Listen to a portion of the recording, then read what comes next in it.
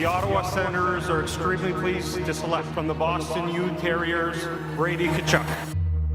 Derek Brassard, cross, go in, score! 2-on-1, goes around.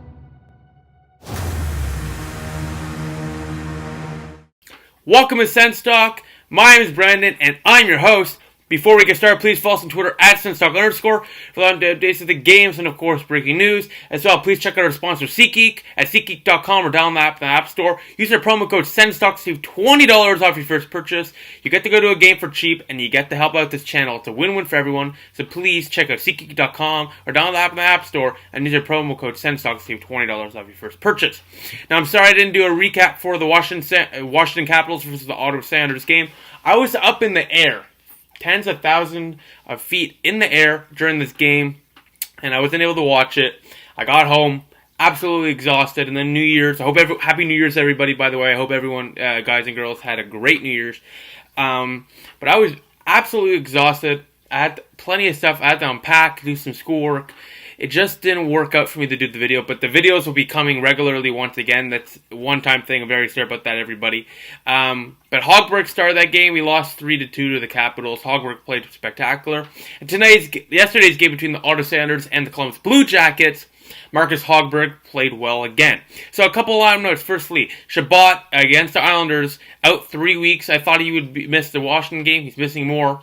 3 weeks. Yaros, he got into a fight. He's out 4. Rodewald, Elliott, and Wolanin's #Wolanin season called up. As well, Anderson's out with a concussion, like we said previously in the previous video.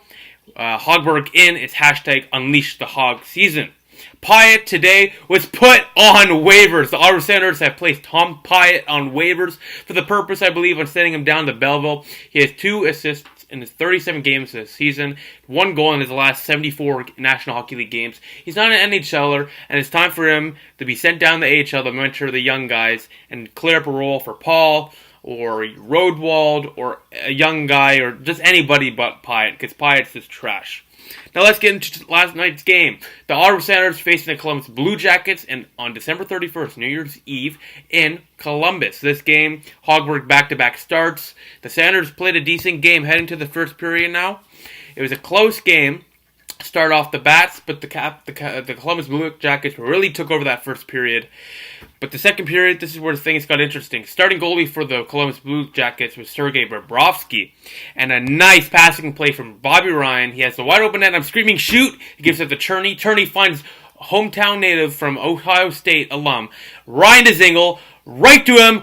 Boom! 1-0 Ottawa on a beautiful pass from Turney from Ryan to start of the play. 1-0 Senators. Dzingel's 14th of the year. It's just the Dzingel goal. But moments later, Zach Werenski, he gets one. It's a 1-1 game for Panarin and Dubois. And, Hogberg has allowed 7 goals in his 2 starts. Doesn't look good. But honestly, all the goals were not his fault. None of them were his fault.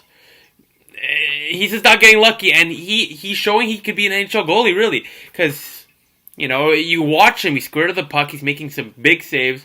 I have a lot of confidence in Marcus Hogberg moving forward, and hopefully Gustafsson the next couple of years will be ready too. To the third period we go. 4 minutes in, Dubois gets one, and then he gets another one. With 9 minutes left, the Blue Jackets are up 3-1. But hold on a second. The Senators get on the board. Bobby Ryan gets one here. As Borieski throws it on net, it deflects off Bobby Ryan, and it's a 3-2 game now. Like 20 seconds after Dubois scored a second for Borieski and Mikko Bodker. Bobby Ryan, 7th of the year. Ottawa has life, and they get some more like 2 minutes later. Ryan Dzingel. A beautiful setup play from Matt Duchene. Dylan DeMello gets a secondary assist. He pots his second of the night, 15th of the year. Ottawa ties it at 3 apiece. But Ottawa does Ottawa things, and Zach Werenski gets the second of the night for him, 9th of the year, on a goal that shouldn't count. This goal... I believe it was either this goal, my memory's kind of fading, it was either this goal or the previous Werenski goal, so I'm getting them mixed up, where the puck hit a player on the bench and then they continued and scored. I think that was his first one. This second one was a nice pass from Atkinson. Yeah, so the first one, sorry, I'm just going to rewind. Werenski got a goal because Lajoie chipped up because he thought the play ended. Because it hit Rodewald or something on the bench. Should have been blown dead. Shouldn't be no goal, but they called it a goal. You can't review it. So Lajoie chipped up because he thought the play was over. Werenski went in, boom, won a pass. Got the goal there. He gets another one, a nice pass from Atkinson. Right in front of the net is Werenski. No chance. It's a 5-3 lead. 4-3 lead, and the Senators squander any chance they get to salvage the 2018 season. Atkinson with the empty net, and for good measure, Josh Anderson gets the secondary empty net. The Columbus Blue Jackets beat the Ottawa Senators 6-3. Ottawa's record has fallen, I repeat, has fallen quite badly. They're 15-21-4 on the season. Things aren't looking any better. Shabbat's out 3 weeks, Yarrow's out 4 weeks, but here's some positive. New Year's now, it's 2019. Mark Stone's officially eligible to sign a contract extension. Now, we don't know if he will. We hope he does. Mark Stone said the contract negotiations start in the next 2 weeks, and we gotta pray that we sign him for an 8-year deal. How much money he wants, I don't care. And give him the captaincy, for God's sake. This guy is the best player in the organization right now. Hands down, one of the most underrated players in the National Hockey League. And he's gonna get paid, deservingly so. And the Ottawa Senators, if they want to have any hope of fans staying with them and want to sell tickets and make at least don't lose as much money as they possibly can, you need to sign Mark Stone. This is undoubtedly, you need to sign Mark Stone. Shots on goal, 38-25 in favor of the Columbus Blue Jackets. Like I said, Hogberg was really, really good in the second start. He stopped 32 on 36. Doesn't sound good, but trust me, those 4 goals he allowed, none of them were his fault. None of them.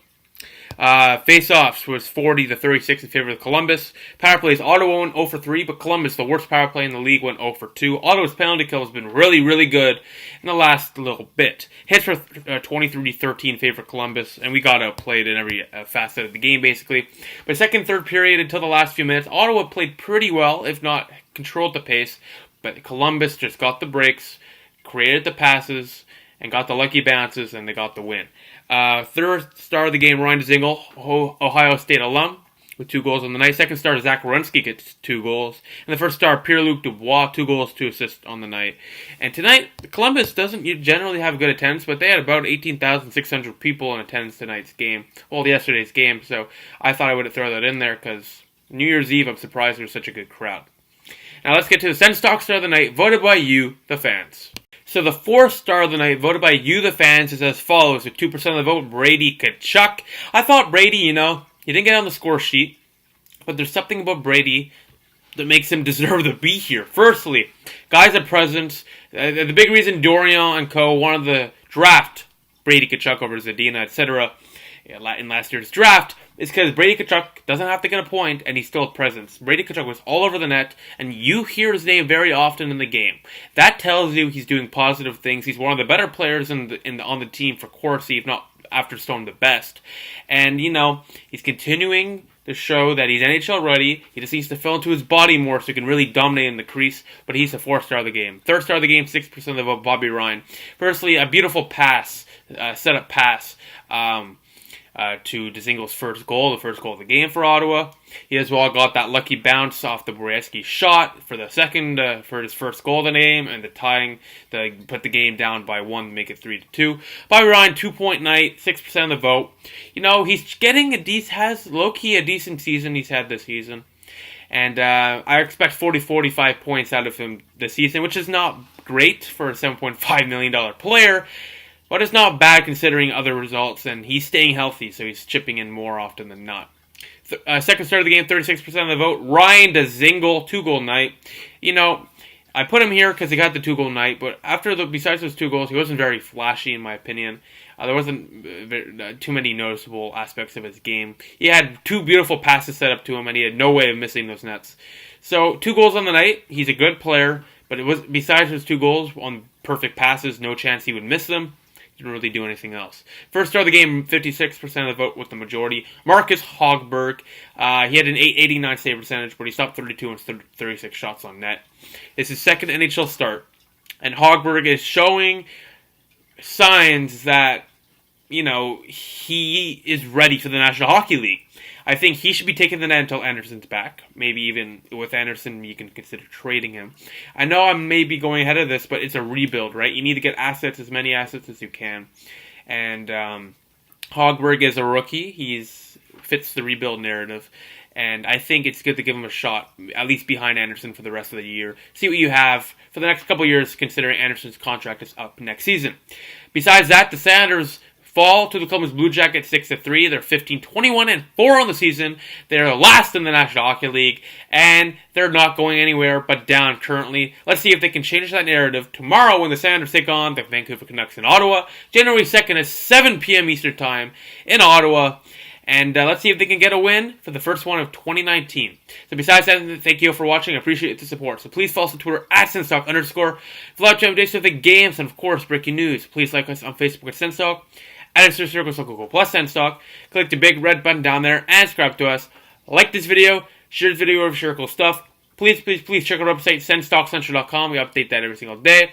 Please check out our sponsor, SeatGeek.com, or download the app on the App Store. Use the promo code SENSTALK to save $20 off your first purchase. And besides that, I'll see you tomorrow night when the Sounders take on the Vancouver Canucks in Ottawa. Happy New Year's, everybody. I'll see you then. Go Sens, go.